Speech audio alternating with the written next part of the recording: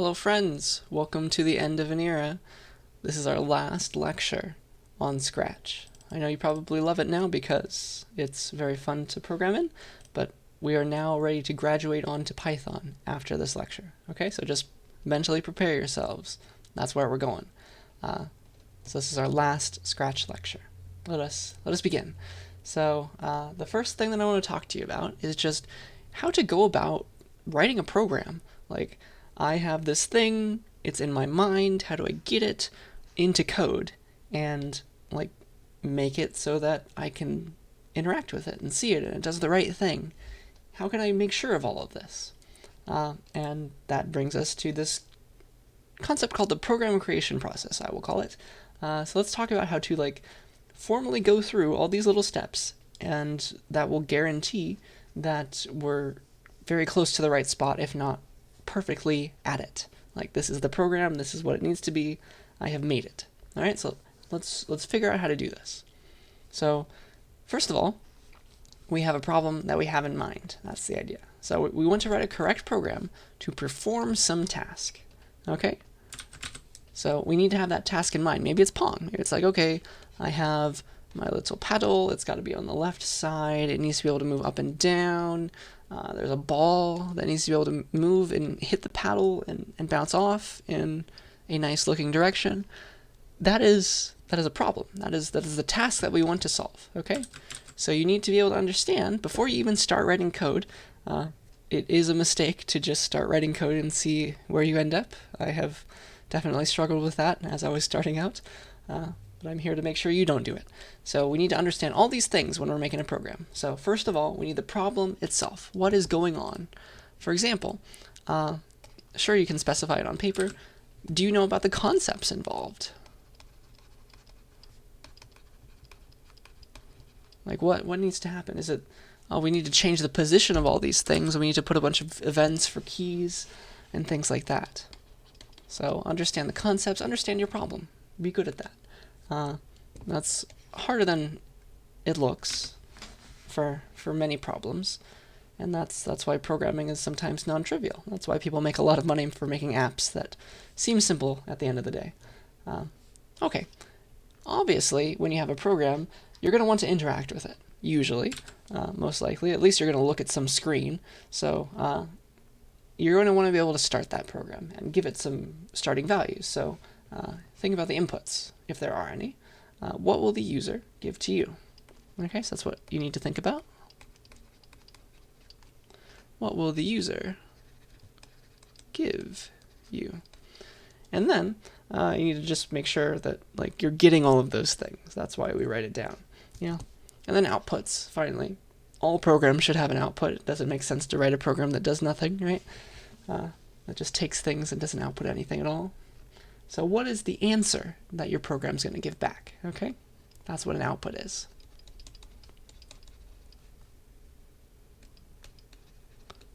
I'll put it in quotes.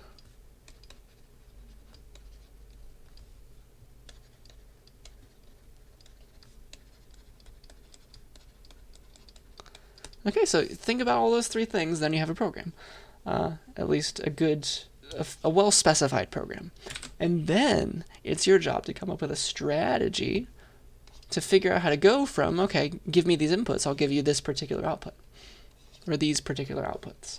So we need to be able to go from inputs to outputs and compute the right things. That's what's part of being a correct program, right?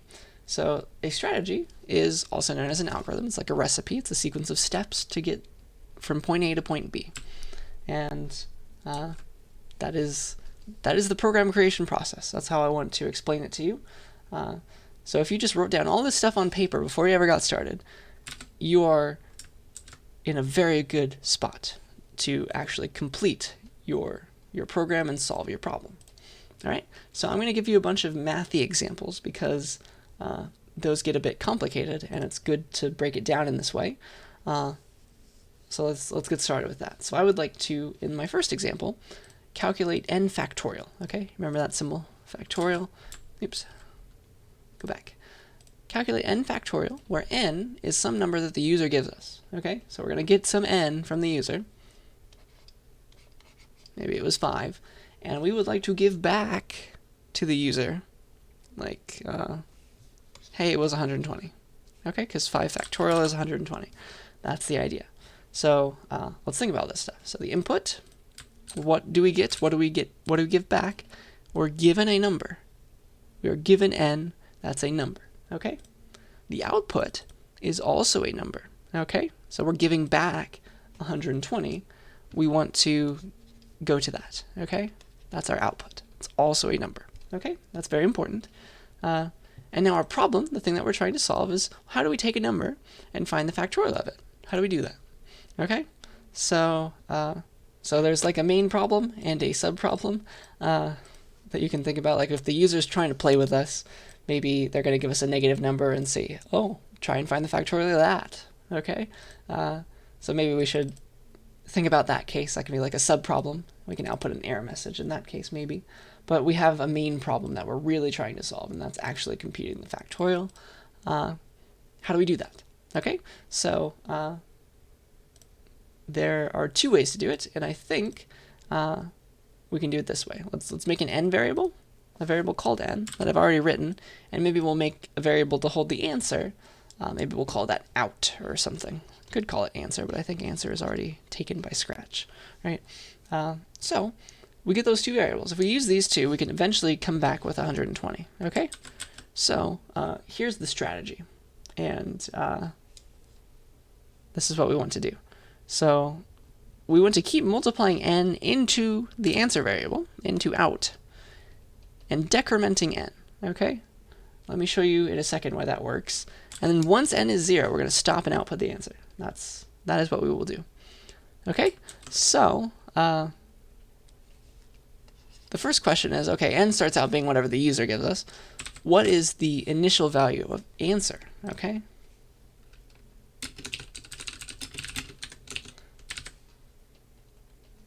And the answer is, it should be 1. Because we're doing something called accumulation, which I've put up here because I ran out of space. Accumulation is when you're trying to put a bunch of stuff into something else. Okay? And it's a nice little concept in programming. And if you're going to multiply into something a bunch of times, like you do for factorial, because 120 is 5 factorial equals 5 times 4 times 3 times 2 times 1 equals 120. You want to start out, if you're going to multiply into some variable a bunch of times, like multiply 5 into that, multiply 4 into that, you want to start at 1 because then like you'll get everything. If you start this at 0, then it's just going to stay 0 if you try to multiply, right? And on the flip side, you want to start out a number at 0 when you're adding into a variable, because then it will start out pure and unbiased. Yes? That's the idea. So here is our program. We're going to have two variables, and we'll call it out, and n starts at 5, out starts at 1. I'm confusing myself by showing you the wrong way to do it. And here's the game. We're going to keep multiplying n into answer, into out, and decrementing n. So the first thing that we're going to do is multiply n into out, like out equals out times n. And that's going to make it 5, yeah?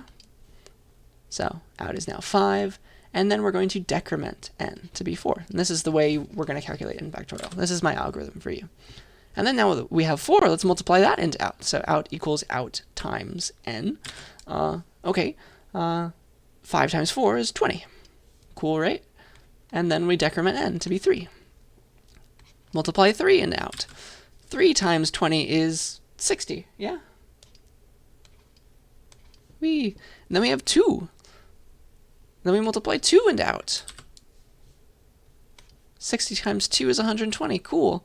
And then we have 1. We can multiply 1 into out if we'd like. 120 times 1 is just still 120. And then we can make n 0. And then we don't want to put the 0 into out. That's our stopping condition. Okay? That's how we can use that while block to get out what we want. All right? So that is our algorithm, and now let's program it in Scratch. So I want you to understand it. Accumulation is something that's new, probably. It's hard to think about when it's new, I understand that. But hopefully once I program this for you, you see that this was very helpful, thinking about the problem, thinking about what we need to do. All right, So I'm going to forget about this subproblem because I'm going to assume that the user is nice to us. All right, so let's make our variable. So we have one already. Let's rename it to be n. And then let's make another variable called out. Oops, I gave it a very weird name. Out, please. And now, here's what we'll do. We need to first, start the program, of course. We need to ask the user, like, what is the n value going to be? So let's do that. We'll ask enter n and wait. And then once we've done that, like, remember, this background is hurting my eyes. It's too bright. Surprise, please. There we go. So enter n, please, and we can put in whatever we want, like 42, and that's going to set answer, right? So now answer is 42, but I would prefer if we used our variables. Like, let's put answer in into n and use n instead. So we'll set n to be answer. So now n will hold the same thing. 42, bam, now it's 42. Yeah? That's nice. And now we can continue. At the very start, remember, answer needs to start out being 1, or out in our case. Dun, dun, dun. Maybe I should just go through and call this all out. Out. Out. And out. Yeah. And then that's the game. So we're gonna program all this, and I guess this error doesn't make sense anymore. It's out that's gonna give us back the 120. Yeah, because that's where the answer is going to lie. Okay, so we're gonna start out at 1, and then we're gonna keep on multiplying as long as n is non-zero. Okay, that's the name of the game. So set out to 1, and then we're gonna do something. We're gonna do a bunch of stuff. Keep doing something until n is 0. Okay? So that is our repeat until block. Repeat until. Okay.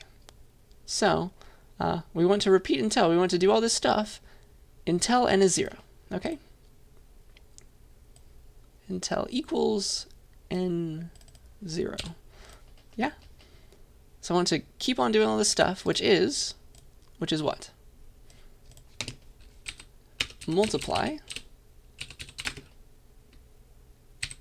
n into out. That is like set out to out times n. Yeah? And then we want to decrement n. Okay? So that's the block is change n by -1. Okay?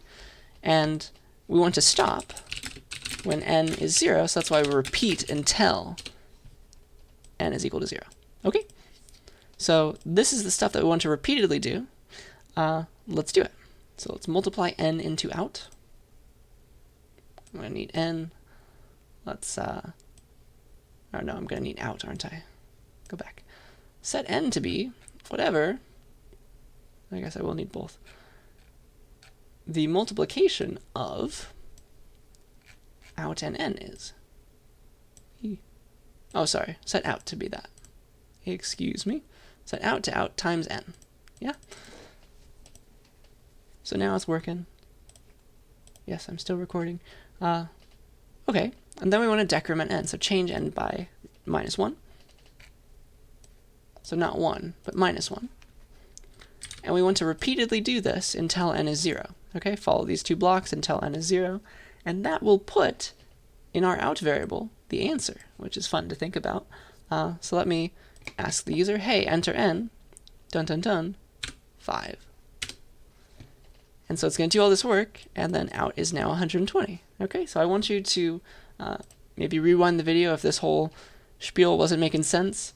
Come yell at me in office hours, because this is the answer. All right, and now all we have to do is print out print out out itself. Dun dun dun. Say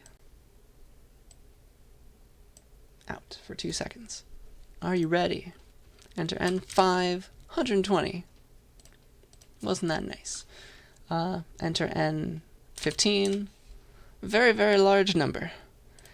Enter n. If we want to be stupid and play with the user, we can say -5, and this is going to cause the program to never stop. Whee! So it's going to infinity. It's never going to stop. So don't do that unless you want to stop your program. It's called an infinite loop. It's no fun. But yeah, if you wanted to like stop your program, make sure that doesn't happen. You can have an if block maybe to make sure that like if the user gave you a negative value or 0, then we're good. Okay, just stop immediately. So that is N Factorial computation. Now I want to move on to a similar topic that involves accumulation and things.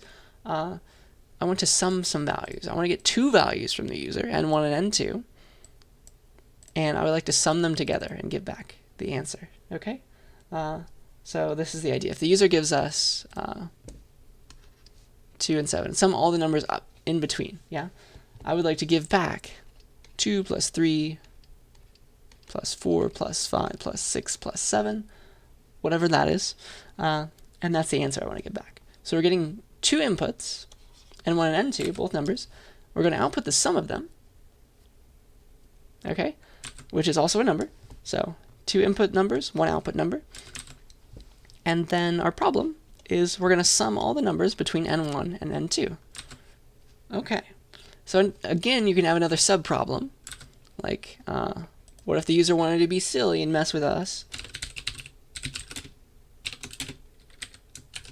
Because maybe they're like, okay, yeah, sum all the numbers between 7 and 2. Well, there are no numbers starting at 7 and going until 2. So maybe you can say, hey user, why would you do that to me? Or something like that.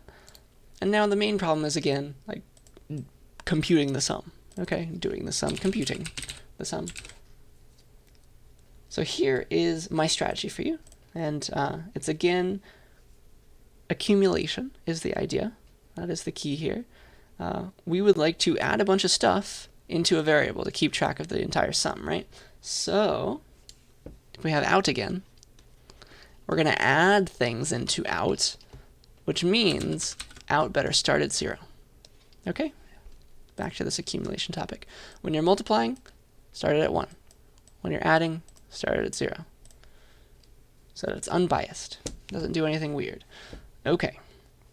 And then we have our inputs. We have N1 and N2, which is 2 and 7. And if you think about it long enough, if you didn't look at this, the solution is, okay, I want to add all these numbers between this and this, so maybe I can just keep on adding N1 into out as long as it's in between 2, 3, 4, all the way to 7. Yeah, that's the last one. So I can change N1 and keep on checking, hey, am I there yet with N2? Okay, that's the strategy. So that's what we do. So we're just going to keep on adding like N1 into out as long as it's less than or equal to N2. And then also we'll increment N1, so it's the new number. It's the next number in the sequence because it gets bigger, right? Okay, so let me just write all this out for you. So the first thing we're going to do is add 2 into out. So it becomes out equals out plus N1. So now it's 2. Increment N1 to be 3. Add the 3 into out. Okay, now it's 5. Make it 4. Add the 4 into out. Okay, now it's 9. Make it 5. Okay, add the 5 into out. Okay, now it's 14. Yeah, hopefully I'm not making a silly mistake. You can yell at me through the screen if I am. Then we increment 5 to be 6. N1's now 6. Add that into out. Now it's 20. Oops. Increment one more time. Now it's 7. Okay. Add that into out. 27. And increment one more time because that's how we know to stop. Oh, now it's not true that N1 is less than or equal to N2. We can stop now. Okay, and the final answer that we give back is our beautiful 27 that we printed out. Okay, so let me program this for you now, and we'll make it work. So again, it's going to be a loop. Don't fear the loop. It's going to be an extra variable now, though. And that is the idea. So maybe try this yourself. Honestly, this is the best practice to try this yourself. See if you can come up with the translation of this English to Scratch code. All right? Why are there so many spaces there? Okay. So let me save this. Save, please. Thank you. And then I will make a new one. Or I should have just edited that one. Oh well. So again, green flag gets clicked. We have some variables. We've got N1, N2, and out. Okay. Let's just show them all, why not? And then, what happens? What happens at the very beginning? Well, we need to get input from the user, right? That's the very first thing that always happens in a program, usually. And we need to get those things. So let's have the user, hey, enter N1. And then that's going to plop it into the answer variable, but no, we want to use N1. So we're going to set N1 right after that to be whatever answer was. Yeah. Then we'll do the same game. Duplicate, enter N2 now. Set N2 to be the answer. Yeah. And then finally, we'll set out to be its correct starting value, which is 0. Okay? Because we're going to add into it. And then we're going to repeatedly, remember, we're going to repeatedly add N1 and out while it is less than or equal to N2. So what stops this? Repeat until what? Repeat as long as what? Well, let's see here.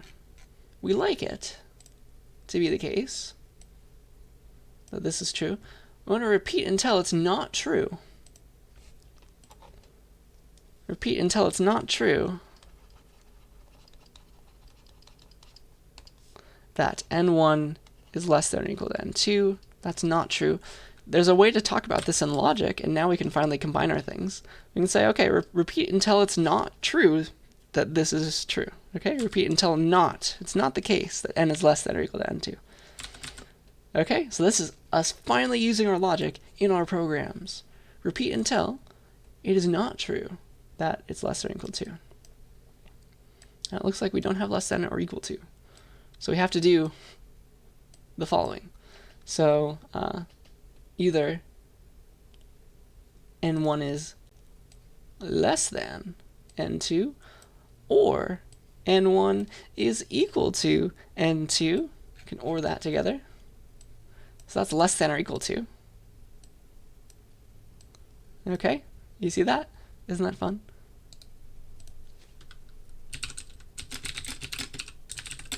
And then we're going to negate that, so not less than or equal to.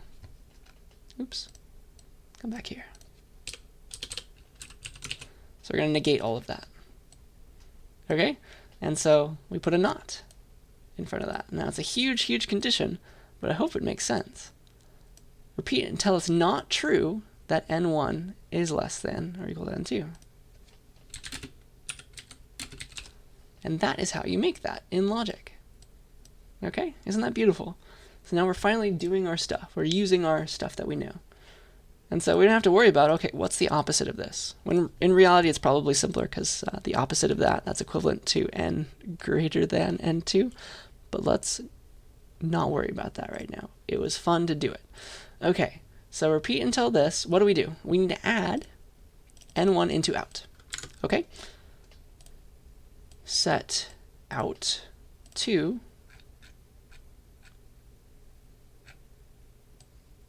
out plus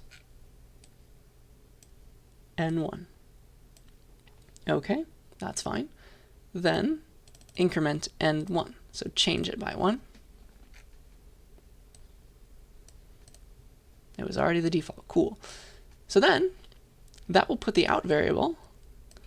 That will put a nice value into it. Okay, enter N1 2, N2 7. Did all its work. Let's confirm that it was equal to what we thought. Hey, it's 27. Nice, huh? So this works. All the corner cases work, except for when one's bigger than the other. All the numbers from 2 to 2. Yeah, that's just 2. Okay, so it does work. Again, you'll get into an infinite loop if the user gives a bigger number first, but then you can just beat them up. Okay, so let me say out for 2 seconds. Enter N1, 2, enter N2, 7, 27, cool. Enter N1, 1, enter N2, 10, 55. Oh yes. So that should be very nice to see. So this is us creating a program in like a cookie cutter style, and it's just all working out. Okay, so these are fun little examples, I hope. So those are the 2 mathy examples that I have for you. Now, I would like to talk to you about custom blocks, which are very, very fun. So let me first save this before I mess with anything, because what I'd like to do is make the sum from 1 to n program be its own block. Okay, so like instead of all this, like this was summing from n1 to n2, we can do it a bit differently. And I guess I'll just hard code the 1, but we can make our own block that gets input and looks like this. We'll make our own. And it does all of this. Sum from 1 to, and it can be anything, like B3, B10, whatever. So that is what I'd like to give you. So let's make this block. Let's make our own block that sums from 1 to n. And so again, the whole goal of this is to make the program creation process easier for you. And so we'd like to break down all of our problems, okay? We'd like to break down our problems into smaller little solutions so that we can talk about it algorithmically. And so our goal is, as always, break down problems into smaller pieces.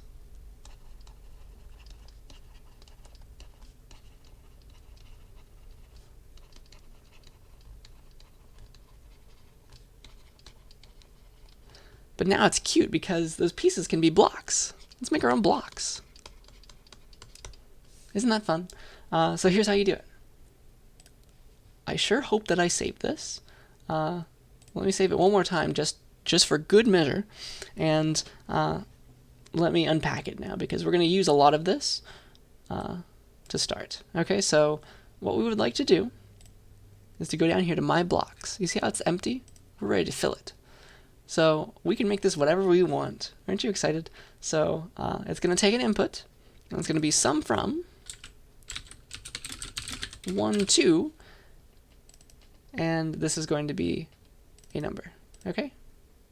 That is the idea. So there it is. Sum from 1 to blank. And that's our block.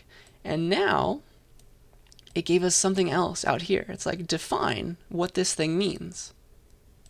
You see that? That is key. Key. And we can actually give a name to this variable that it gets. Like, it's going to be something different every time, right?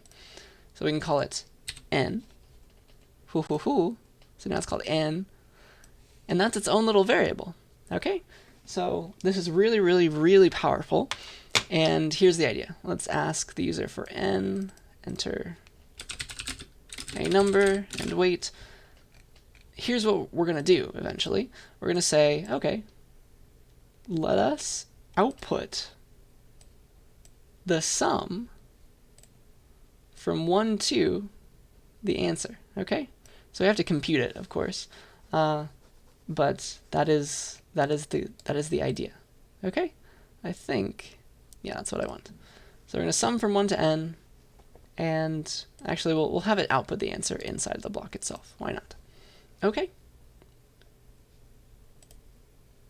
We'll sum from 1 to answer. Okay, and this one block takes care of all of this nitty-gritty, and that is beautiful. Okay, so let me show you how this works. So we made this block, and every time you use it, it gets a value. Okay, that value is itself a variable. Okay, so let me show you that.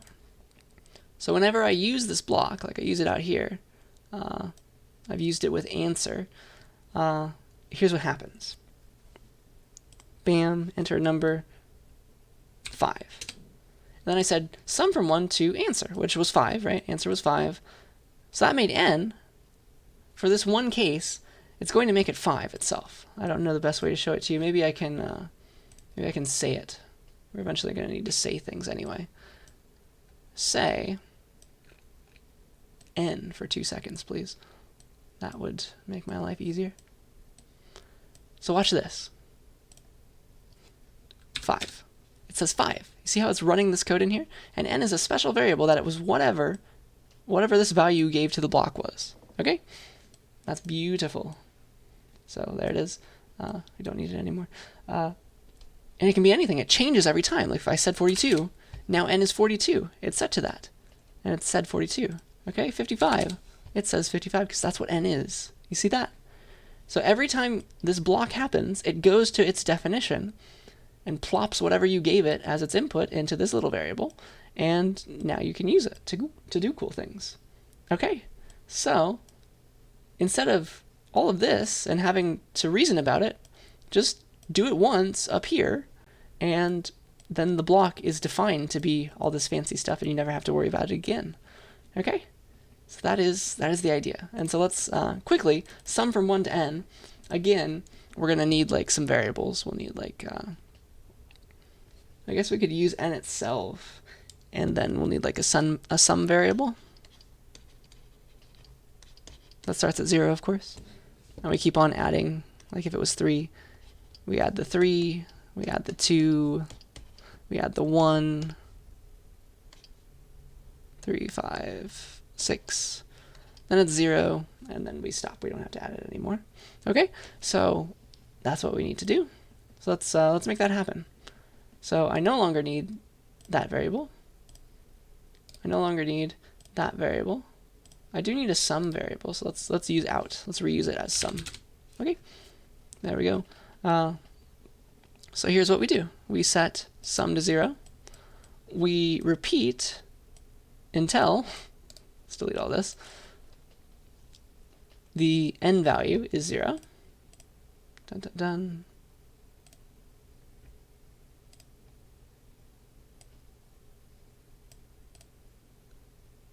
Equals n 0. Then we're going to set sum to be sum plus n. Delete that. That's our definition. That's what it means to sum from 1 to n. Okay, and then we're also going to output the answer at the very end. So we'll say sum for 2 seconds. Okay. Are you ready? Are you ready? So enter number 3, and it says, oh no, we have a bit of a problem. Where is the bug? It's going forever and ever.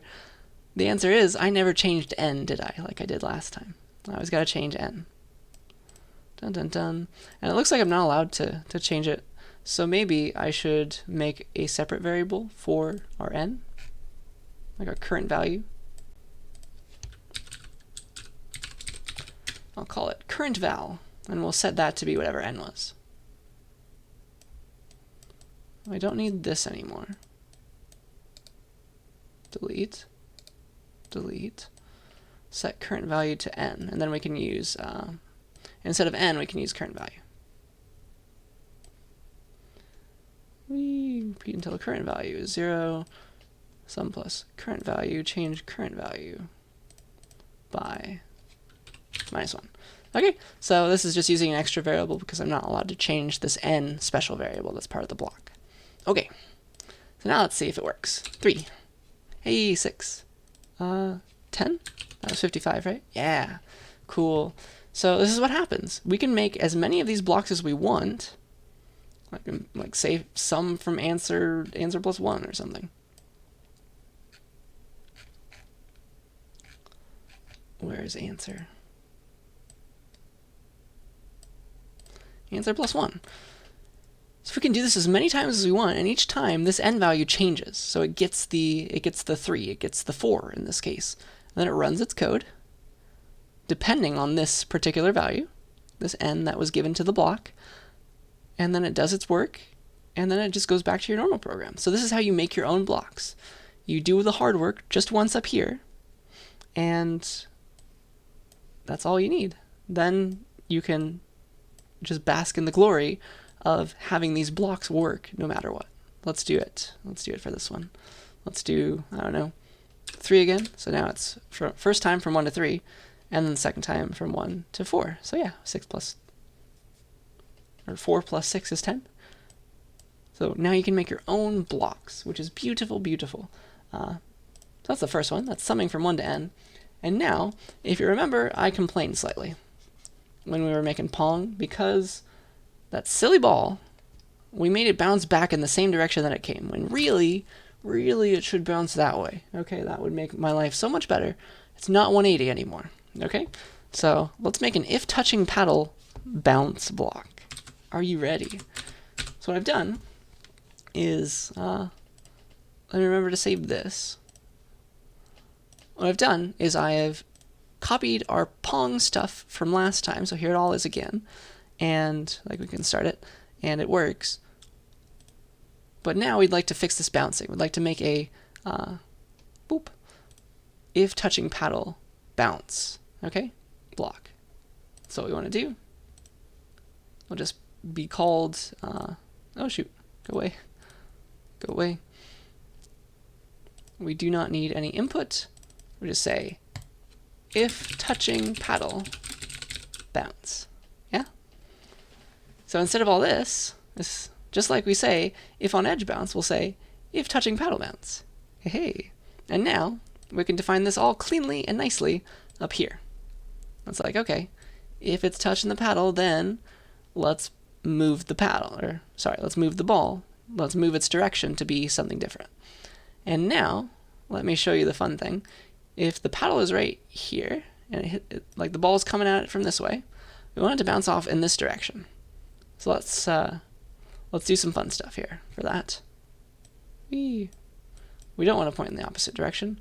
Point in like the bounced direction or something. So the secret is, if we were coming in, let's use this. If we were coming in this way, coming in hot this way at like, I don't know, negative 130 or so, we want to come out this way. And I think you see a pattern. Okay, if I'm coming in this way, if I'm coming in this way at like negative 45, I want to bounce out this way, right? If I'm coming in this way, I want to bounce out this way, which is, oh shoot, is that positive 45? If I'm coming in this way, negative 45, make it positive 45. If I'm coming in this way, bounce off this way, negative 130, positive 130. Oh, if we negate the direction, I think that'll bounce properly. Woohoo, point in direction times negative 1. Ooh, hello.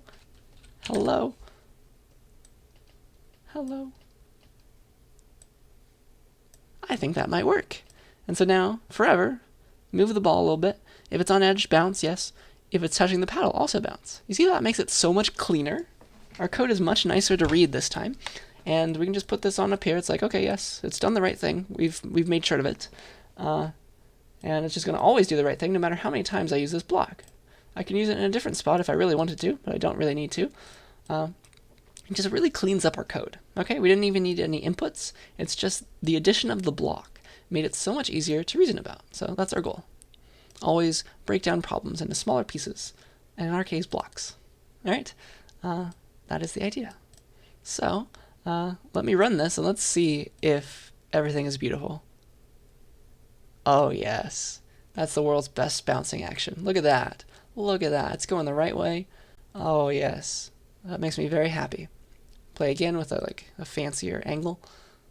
Whee! There it goes. And all is still well. So I can totally lose the game right now as well. And it still works as before. It's just, it's finally working properly and it's easier to think about. Okay. So that's Pong round 2. hopefully that was some fun. Now, I would like to talk about state machines, because why would I teach it to you if I wasn't going to use it? Let's make a divisible by 5 state machine, and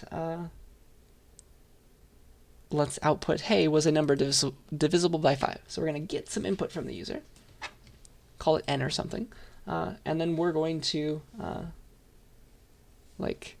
figure out if that number is divisible by 5. And so the trick is, let's pretend that the user is going to enter in our number a character at a time. So first they type 5, yes, that's divisible by 5. Then they type 1, now it's no longer divisible by 5. And then maybe they type 0, and now it's divisible by 5 again. You see the game? So we're going to keep checking each time they add a new character. Okay, add a new digit. So instead of character, let's say digit. And I want you to think about how do you know? How do you know whether a number that's typed to you a digit at a time is divisible by 5? There's a fun little 2-state machine, and I want you to see if you can come up with it. You're either in the divisible by 5 state or the not divisible by 5 state. And let's say that this is the start state. How do you know if a number that's being typed to you a digit at a time, how do you know if the most recent one that you have, if they type the 1 now it's just 51, if they type the 0 now it's 510, how do you know if it's divisible by 5? And I think you know the answer. Any number that ends in any number that ends in 0 or 5 is always divisible by 5. No others.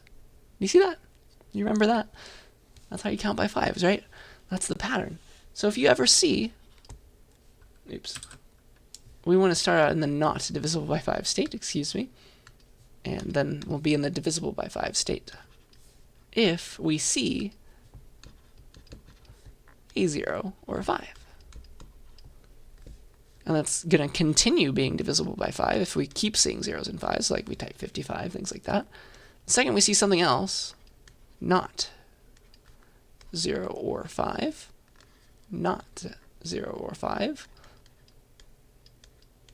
we're going to go into the not divisible by 5 state, because the user types 5, yeah, it's divisible, but now they type 1, now it's no longer divisible. So we're working on these edges here as well. It's yes, divisible, 5 is, 51 is not, 510 is, 5,108 is not, 51,080 is. You see that? So this is the state machine that you can do with that. So let's make it. Let's make this in Scratch, because why not? File new. Yep.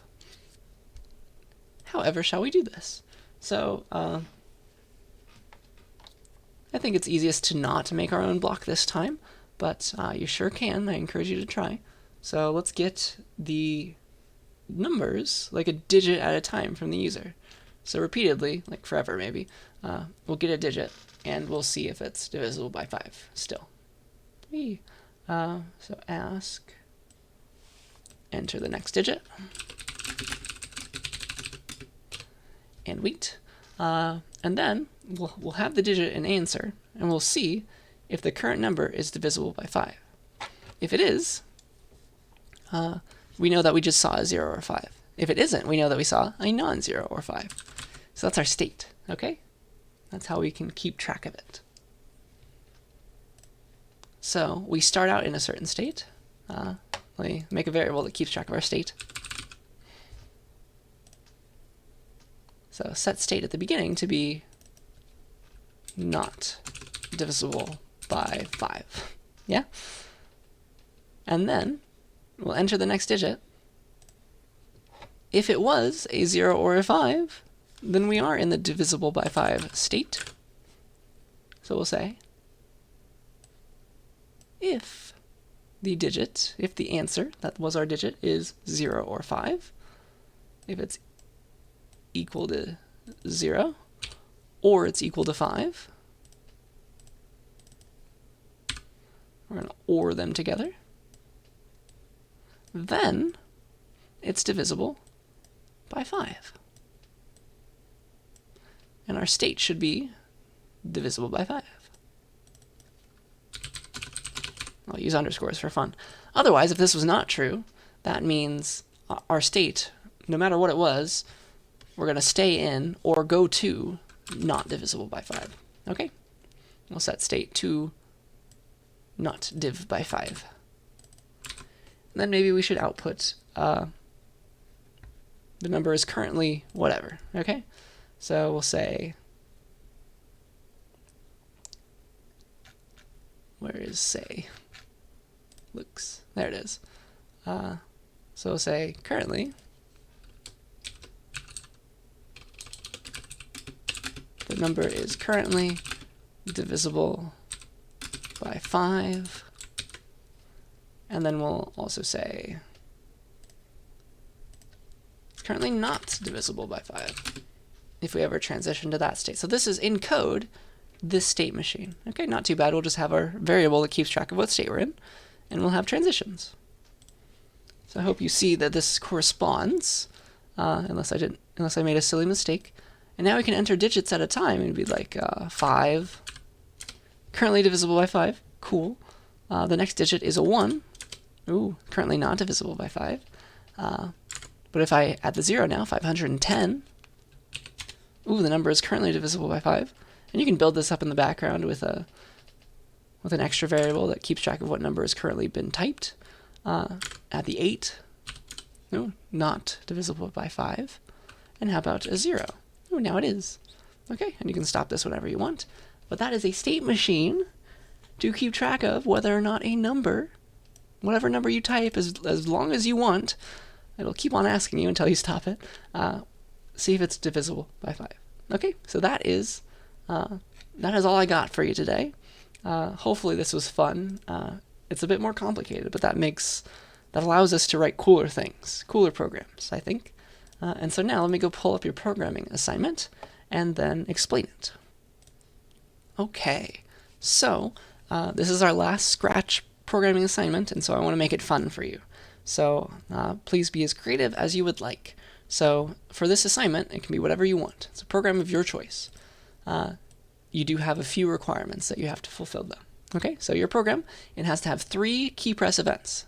Like for example, okay, we're going to move up when the up key is pressed. We got to do something when the up key is pressed. So you need 3 key press events at least, and then you must use at least 2 if then else or if then conditional blocks. So maybe you can check if your ball is touching a paddle, if you want to do a fancy pong, things like that. You must use at least 2 looping blocks, so like repeat and tell or forever, etc.